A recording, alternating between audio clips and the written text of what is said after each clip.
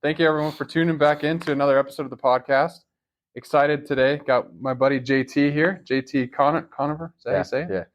Right on. Well, he's one of the very first people that I met when I moved to Utah, and he's been an inspiration to me. You might not know it, but like seeing his LinkedIn posts.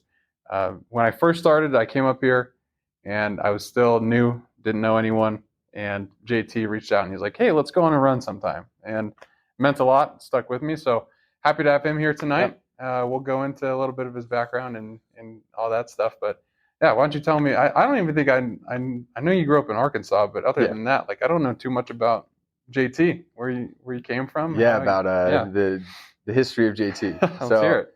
Well, yeah. So I grew up in Bentonville, Arkansas. I was there from 3 to 18 years old. So it's definitely home. Dang.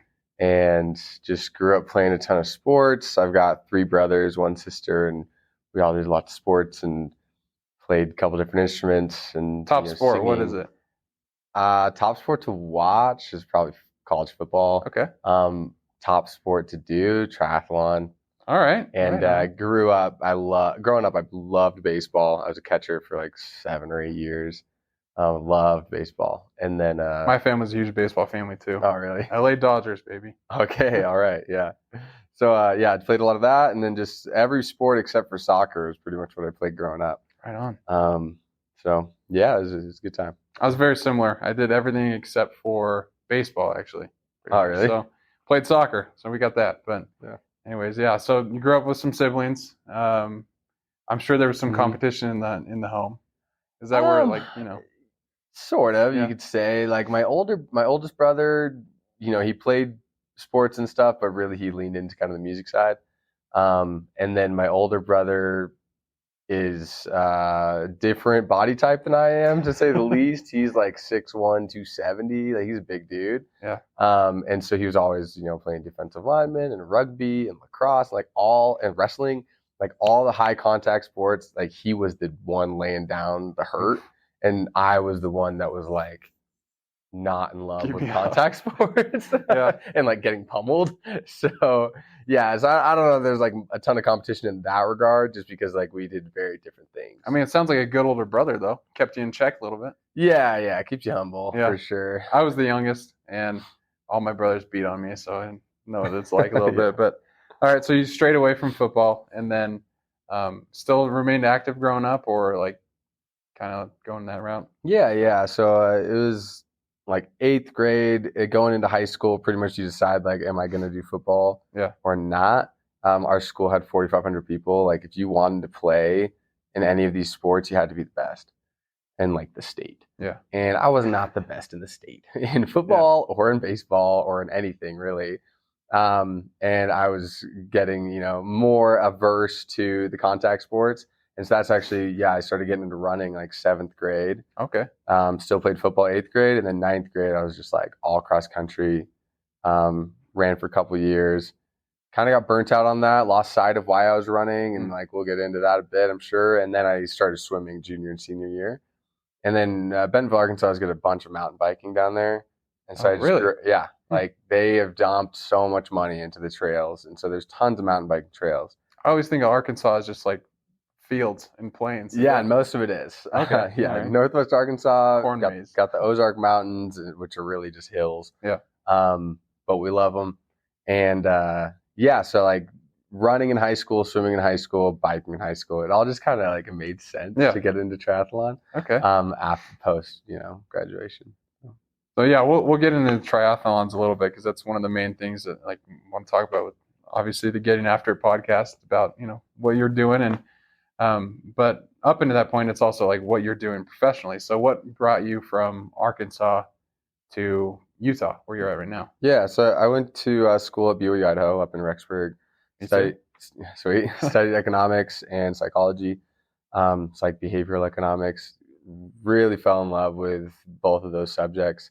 And then now, I'm working in Lehigh, an e-commerce company, Amazon consulting mostly right now. And it's been a blast. Very cool. Mm-hmm.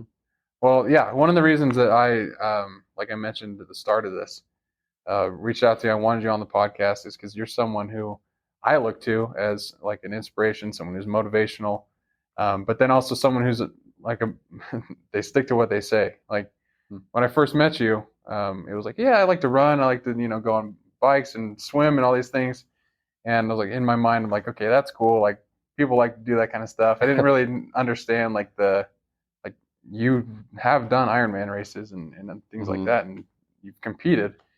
I didn't understand it at the time. And then you're like, yeah, you want to go on a run? And I was like, sure, why not? Like not knowing that you're some just stellar athlete. And I'm like, I got to keep up with this guy. But Yeah, stellar athlete's a stretch, but yeah. yeah, I mean, like it's just impressive seeing where you were. And in the outline that I sent you, I marked a post on LinkedIn that I love to like get your insight on. Yeah.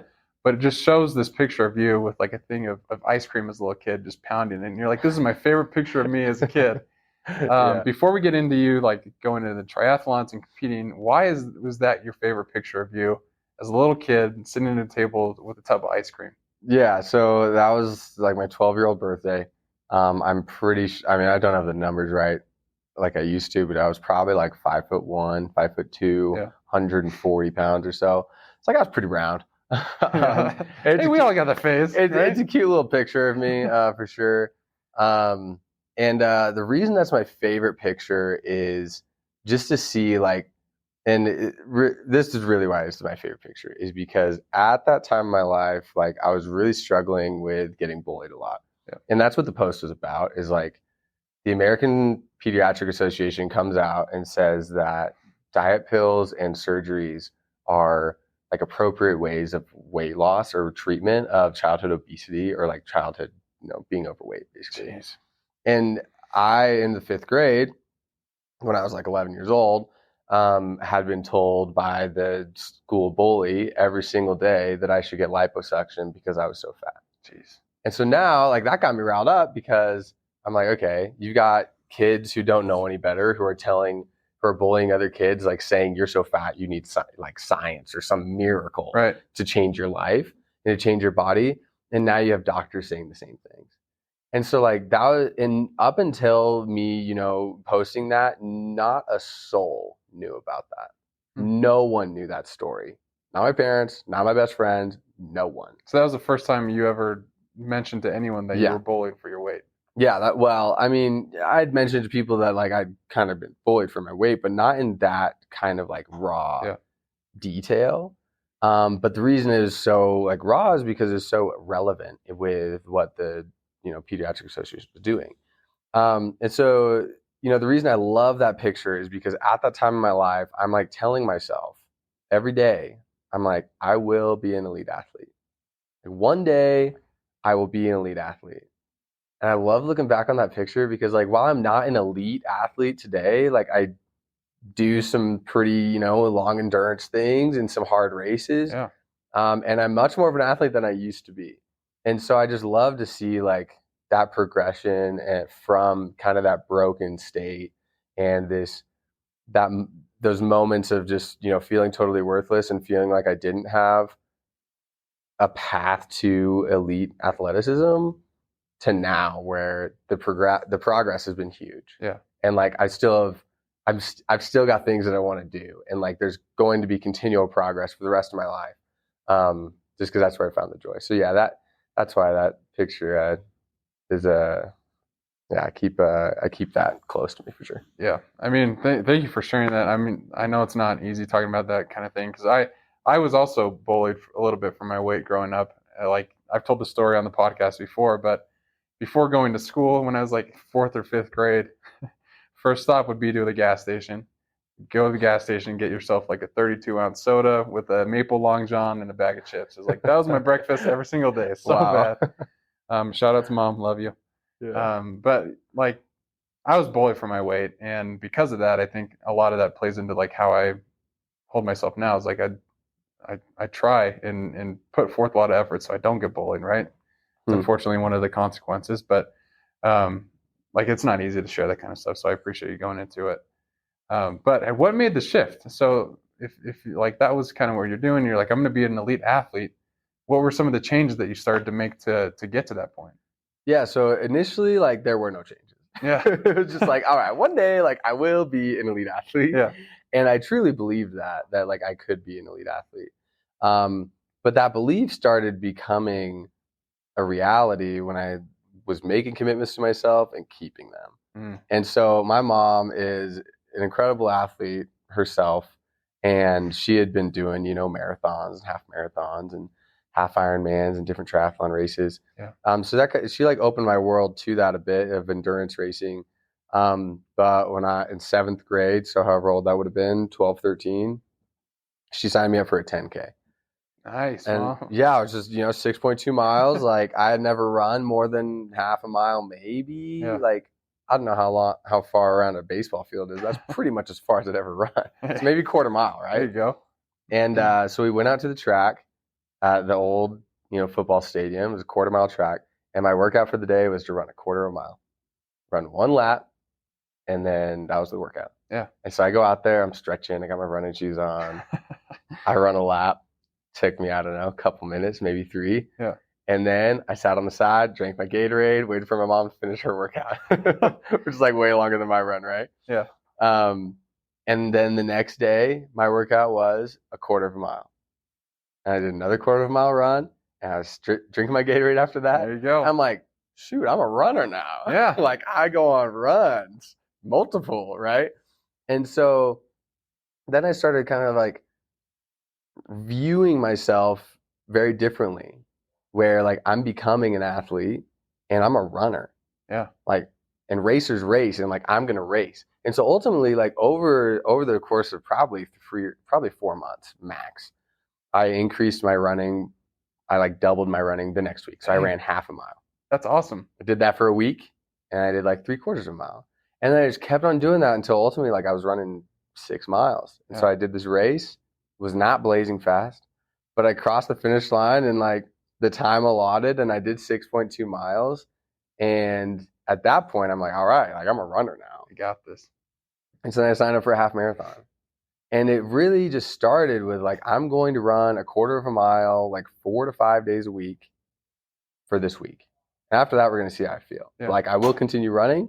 I just don't know if we're going to run a quarter of a mile or less or more, but I will run next week. And it just kind of progressed from there. That's huge. Yeah. And so what really changed, like from being a non-athlete to an athlete, is initially I had to believe that I could be an elite athlete and that it was inevitable if I just stuck to the process. And you said something in there that I was going to ask you a question about. I was going to say, like, how did you start to like believe that you were an athlete and then actually like really believe that for yourself? You know what I mean? Because you can say, oh yeah, I believe I'm going to be an actor one day, and you can believe it all you want, but if you're not going to put forth the work or like commit to things, then you're not going to be an actor. And I think you said it. It's starting small with the commitments to yourself and then reaching those and saying, I am a runner. I just ran, a quarter mile. I'm a runner now. Yeah. It's like you tell yourself you're going to do one thing and then you do it. And that's what builds self-confidence, at least in my opinion. And then it also builds that belief. So it's like, if you want to tell yourself that you're something, you just got to start doing things and holding yourself to them. Yeah. So it's like, if I want to be a podcaster, you can't just have that in your mind. Like you can't just believe it. You got to do it. It's true. So it's like, start small, start with what you're comfortable with, and then progress to where you're running 6.2 miles and, doing that. But that's awesome. So that's where it started. Yeah. And, to go off of that, I think that a lot of people, and we're in the middle of February, right? And so like New Year's resolutions are long gone. Yeah. Like January 27th or 22nd is like when people basically are done. Well, there are some just crazy guys out there that are holding to it still. Which I love it. Yeah, it's good for them. Love it. For the most part, those who are making New Year's resolutions, I think where they fall short is they're trying to make these massive changes in their lives because they want to see massive change in their life. And I think that's awesome. And like viewing what your ideal future would be. And, if your ideal future is I'm working out 2 hours a day and I'm like, got a 6-pack, I'm shredded. It's like, that's awesome. And you can 100% get there. Yeah. But if you're not working out for 5 minutes a day right now, then maybe you should start at 5 minutes a day. Yeah. And just be stoked that you made a commitment and you kept it to yourself. Yeah. And then you just keep on building off of that. Like just avoiding injury and avoiding burnout. Those are the two biggest things that I think help people really get to their goals. Yeah. Or that the stumbling blocks is burn out because they bit off more than they could chew. And that comes from not understanding that it's really just like daily, consistent That's all action. it is. Yeah. And like you will see massive results. Like I'm working with people right now who have never been runners. They're running, 1, 2, 3 miles as their long runs, and they are amped. And I'm amped for them. Yeah. Because it's like, no, they're runners now. And you think like, oh, that's not even that far, like 2 miles. It's like, well, that's a long ways from a quarter of a mile. Yeah. And if you just keep on in that progression, like you're going to get to half marathon, you just keep on going. Like there is no limit. It's just these limits in your mind that you got to break through. Yeah, that's it. But that's huge. I love what you said. It's like, that's all it is you got to keep those small commitments and run. Like if you saw 2 miles, like one of your clients might be doing 2 miles on their long run. For them, that's huge. Like who knows? A couple months ago, they might have only been able to run a few feet or like a football field. Right, like a quarter of a mile was the like, long run. Yeah, it's like progress. And people oftentimes like oversee that progress. But I want to circle back before we get into like your coaching and things like that. Yeah. I'd love to hear about what, because you've ran a few Ironman, right? Yeah, it's 2 Ironmans, 4 half Ironmans, and then a handful of shorter distance triathlons. I mean, something that really I admire you for, and I don't know how you do this, but you train without music, right? Yeah. How? How does that work? Most people, they're kind of shocked when they hear that. Yeah. But the main reason that I started training without music is because you can't race with music. Really? Yeah, because it's just too dangerous. Like one, if you're swimming, like you're obviously not going to be wearing like waterproof headphones, or maybe you would. But then when you're biking, it's just too dangerous to be listening to music, and same with the run. And so you can't race with music. And so I'm like, well, I'm just going to train how I race then. And it didn't start with me going out on like 8 or 10 hour bike rides with no music. Cause like I might lose my mind. Like if you go from 0 to 100 like that, like you might lose your mind. But it started with, okay, my training was pretty short at the beginning of the year. I was going on a mile-long run. So like 10 max if something went wrong. Yeah. Or I'm going on like a 20-minute bike ride, and I just wouldn't listen to music.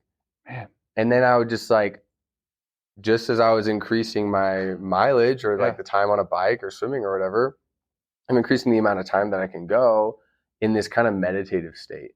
And so now it's something that I absolutely love. Yeah. What I love most about triathlon season is going out on a handful of hours, 3 to 4 to 5, 6 hour bike rides.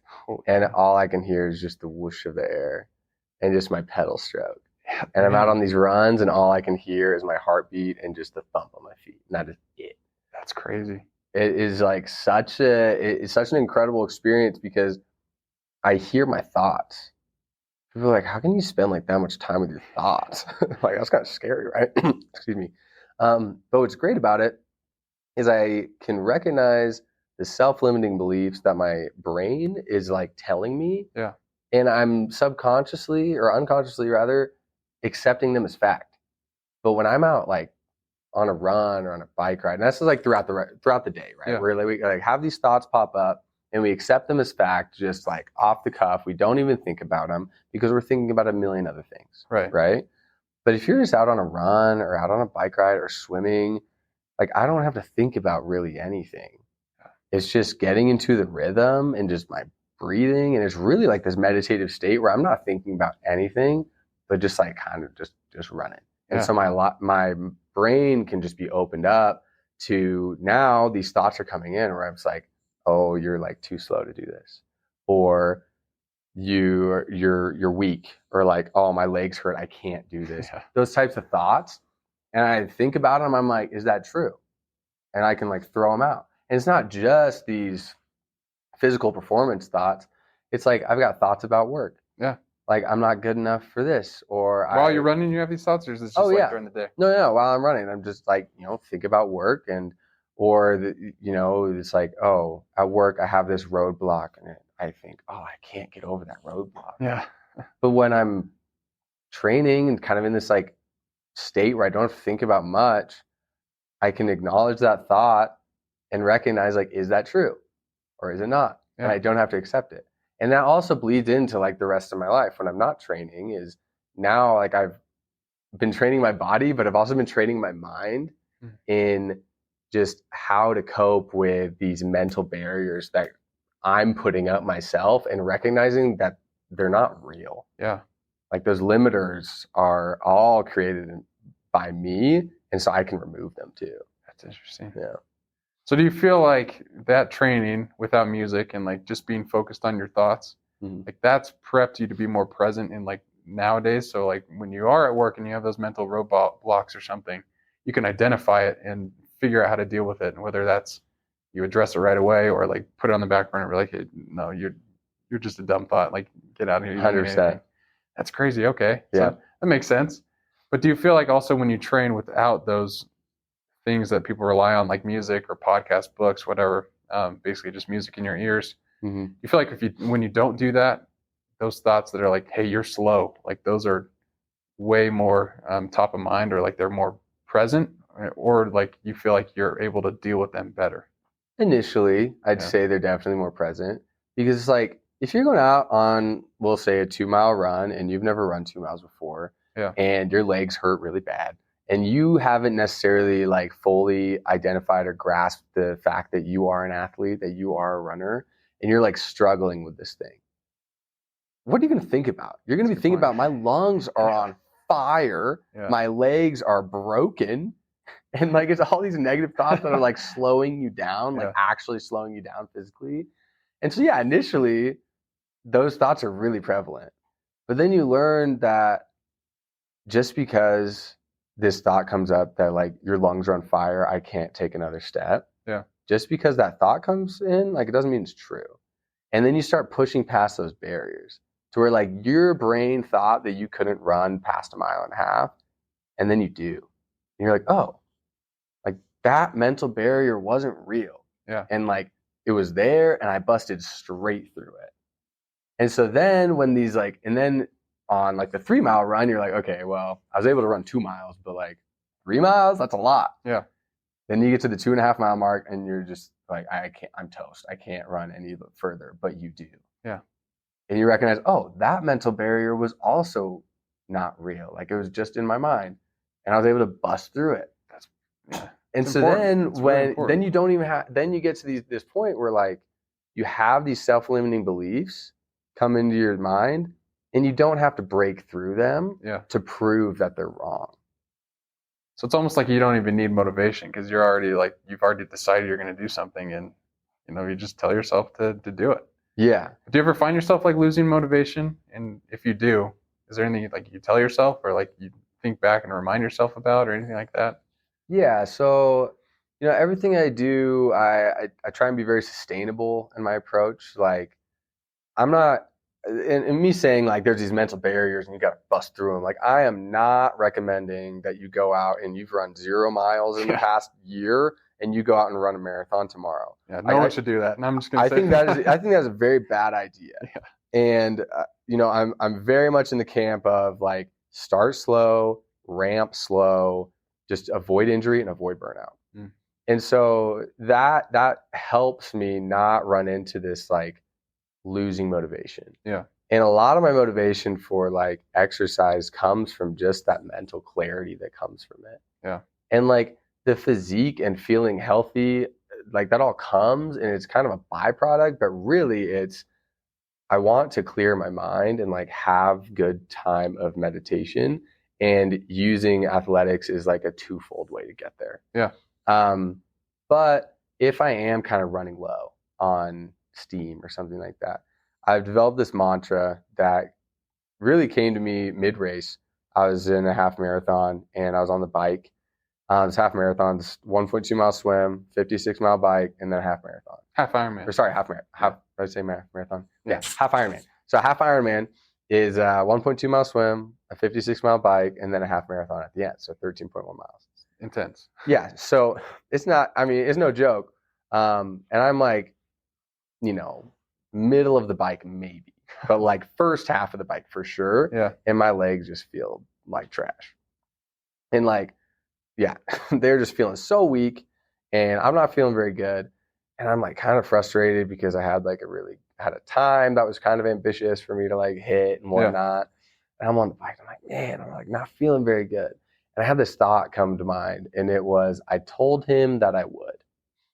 And and him is the 12-year-old me that I told that I would be an elite athlete one day. I And so love I that. said, today is the day that I'm going to prove that I'm the elite athlete that I told him that I would be. Yeah. And I had this incredible surge of energy. It was unreal. And in endurance, you don't want to sprint ever. Yeah. And so I like have this massive surge of energy, and I'm like, okay, this is sweet. I'm just going to keep this energy orb and just like try and like spread it out across the rest of the race. Right. But like every time I would my legs would just start hurting again. I would just think of that. And then the pain would totally go away, and I'd have this massive surge of energy. That's awesome. And it was incredible. And so like that is my mantra now is I told him that I would. And I'm just like looking to keep that promise to 12-year-old me that I would be an elite athlete one day. That's amazing. Oh, thank you for sharing that. Like that's awesome. I think a lot of people can learn from that experience of like, obviously it could be a different, like who they promise things to. It could be themselves or whatever, but yeah.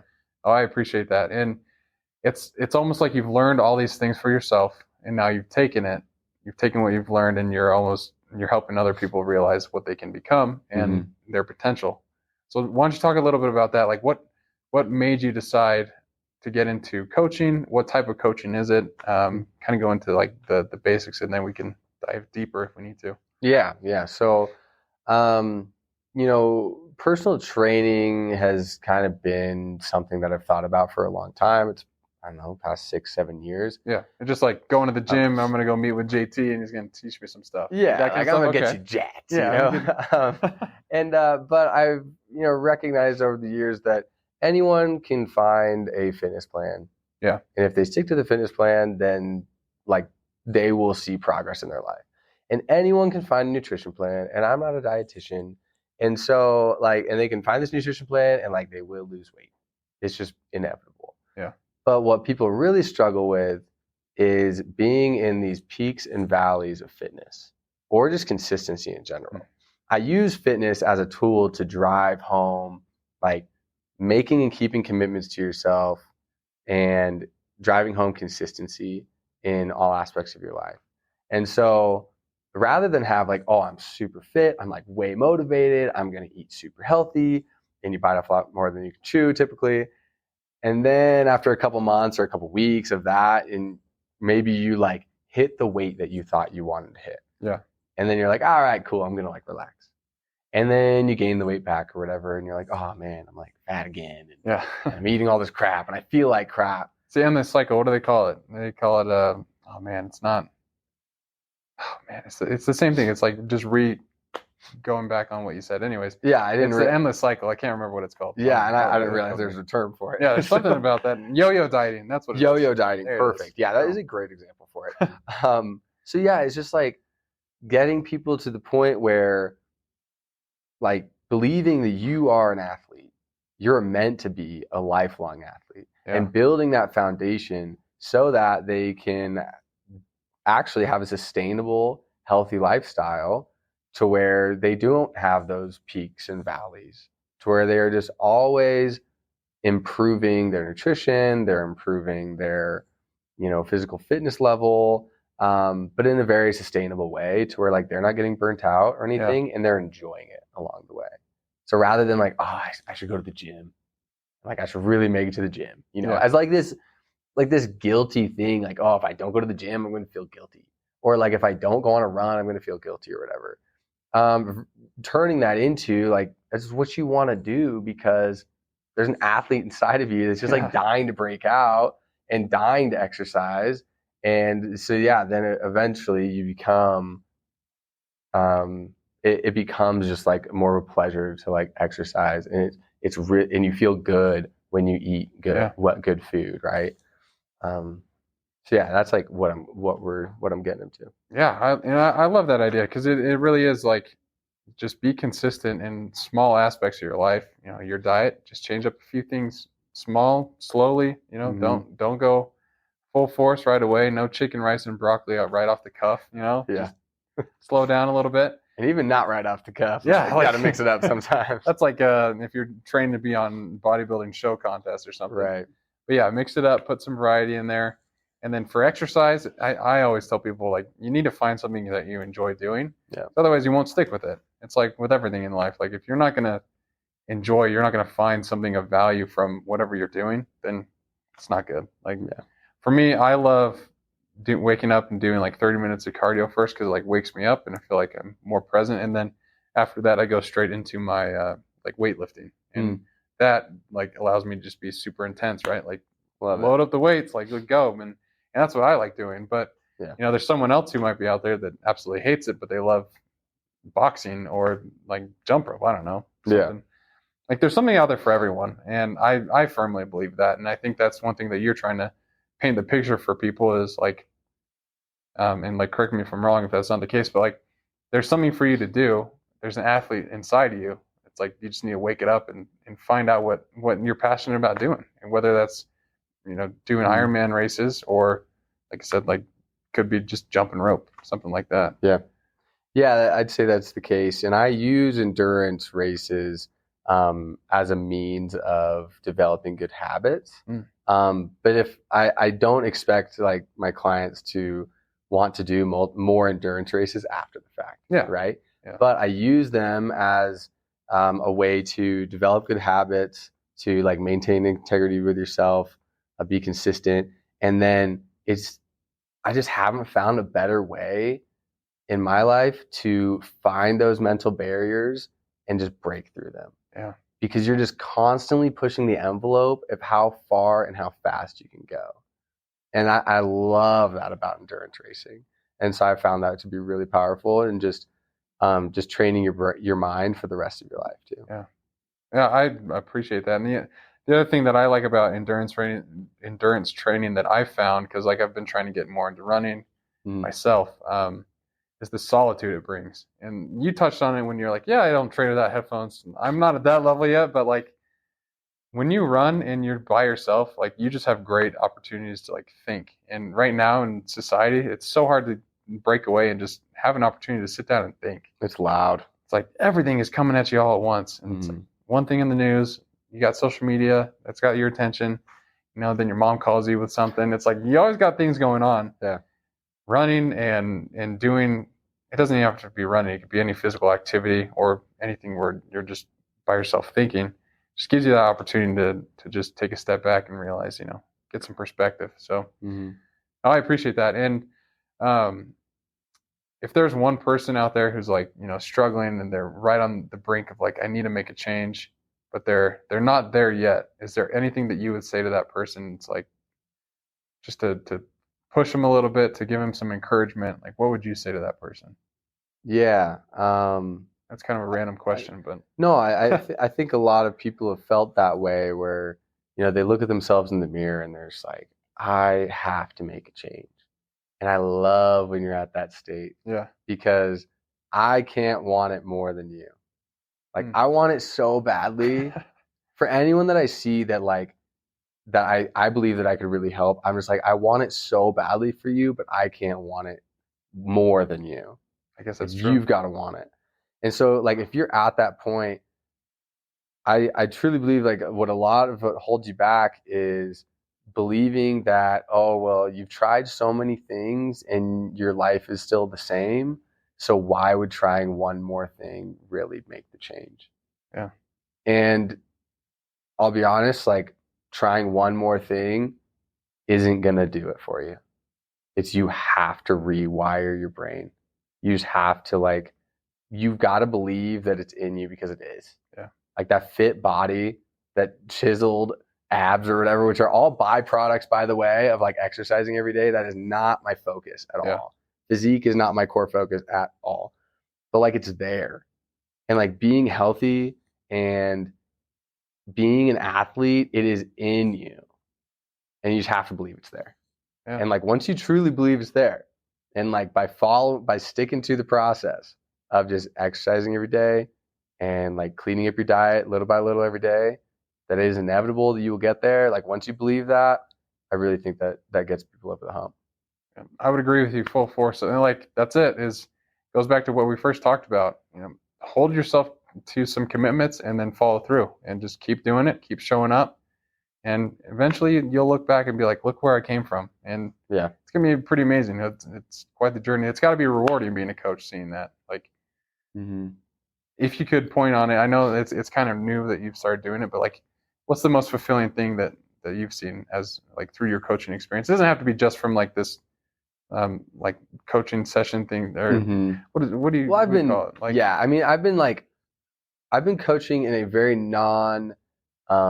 structured way for a very long time. Yeah. Like when I was 17 years old, I would be out on these bike rides, like mountain biking, and our legs would be getting so tired, and we're like biking up a hill, and like Coach JT would come out, and I just start yelling like these motivational like quotes and stuff. Come on, team. Yeah. And and like so I've been doing that for a long time, and then and that is like fun, just to like energy breeds energy. Yeah. And so what I love about coaching, and then also in this more of like a more formal setting, right, is just seeing them begin to realize that like they can do it.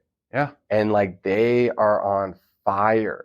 And when like a client's on fire, then I'm on fire. Like their progress is breeding more energy for my progress. And we're just like feeding off each other. And it is so cool to see like when you break through some of those barriers, and what seeing that, these athletes breaking through those barriers and just recognizing it in themselves. Yeah. That like, no, I didn't do this. Like I'm an athlete. Like I'm a runner now. Like this is what I do. And it just breathes so much life into the rest of other parts of their life, right? It's not just in the athletics. Yeah. Like every other aspect of their life, they've got just this incredible energy, and then that breeds energy to me too. And that's really rewarding. Yeah. I love that, and I appreciate you sharing that. Like that's the main reason I tell people to exercise and try and do something physically challenging for them, is it just gives them self-confidence in all areas of their life. Like it's so important. And I don't want to keep beating a dead horse, but that message really is like, it's one that I live my life by. And I like appreciate everything that you've shared. If you could leave the listeners with like one thing that's like important to you, or that you wish that they would know, what would that be? Joy is found in finding those perceived barriers and just breaking through them. Like if you want to develop into an athlete, or develop in really any aspect of your life, but especially in athletics, like recognizing that you are holding yourself back, and then also realizing that you can break through those barriers that are holding you back, it's so empowering. And so, yeah, that's what I'd leave them with, is just like recognize what those mental barriers are. Like what are the thoughts that you think are true that other people might be telling you? Yeah. That other people might be telling you that you are too fat and you need liposuction to like save you. And you've got to like really look in the mirror and say, is that true or not? And for the most part, I'd say almost always that's not. Like there is something else you can do. Yeah. And once you recognize like, oh, I'm believing these thoughts that actually aren't true, then you see them for what they really are, and you can just break them down. It's true. And I love it, man. I appreciate it. And thanks again for being here, for jumping on the podcast and talking. If listeners want to follow you, or if they wanted to like sign up for like, do you do consultation sessions and things? Where would they find you? Yeah. So my Instagram's at JT Conover, and then LinkedIn JT Conover. That's CN or CON over. Yeah. And yeah, I would love to hop on. I do free hour-long consultations, and we just chat about what their goals are and where they're coming from, and if it makes sense, then what it could look like working together. Let's go for it. Yeah. Well, I appreciate it. I think it's important to always explore options. So if you're out there and you're looking for a change, hit up JT. He'll help you out. You planning any next like new races upcoming anytime soon? Yeah, first race is April 29th. That's early for me. Yeah. What is it? Is it Ironman or what? Oh, it's an Olympic triathlon down in Vegas. Oh So man. if you're at Okay. Lake Mead, April 29th, I'll catch you there. That's intense. But yeah, I've got 5 races this year. Maybe sprinkle another in there, but yeah, really just those 5. Big race is Boulder Half, Okay. June 10th. Yeah, this year's been a little different. I normally don't do much like winter training. Yeah. But I got a new like indoor trainer, like a smart trainer, There you go. and that's been helping a lot. And honestly, like this, I'm like so excited. This is the best shape I've been in February. Not the best shape I've ever been in, but like training wise, this is the furthest ahead I've ever been in February. And like the winter training has been working well for me. So That's exciting. yeah, I'm excited. Excited to see what happens in the next few months here. But yeah, I'm keep us stoked posted, man. so stoked for races to start. It's gonna be awesome. I'm just excited for the sun to start coming out again, and we can go on runs. Yeah, just get out there and on the trails again. Yeah, I went on a run a couple weeks ago. It was dark and cold, Yeah. and Ooh, it was like kind of cool. I'm like, oh man, I'm like a bad man. I'm like running out here in the cold, and then I got sick. Got like a beanie on, yeah, and then the weather slaps you in the face. Yeah, so I'm pretty ready for that sun too. Well, appreciate you again being here, and thanks for everyone for listening. And tune in soon again for another episode of the Getting After It podcast. But everyone, you take care. All right, thanks.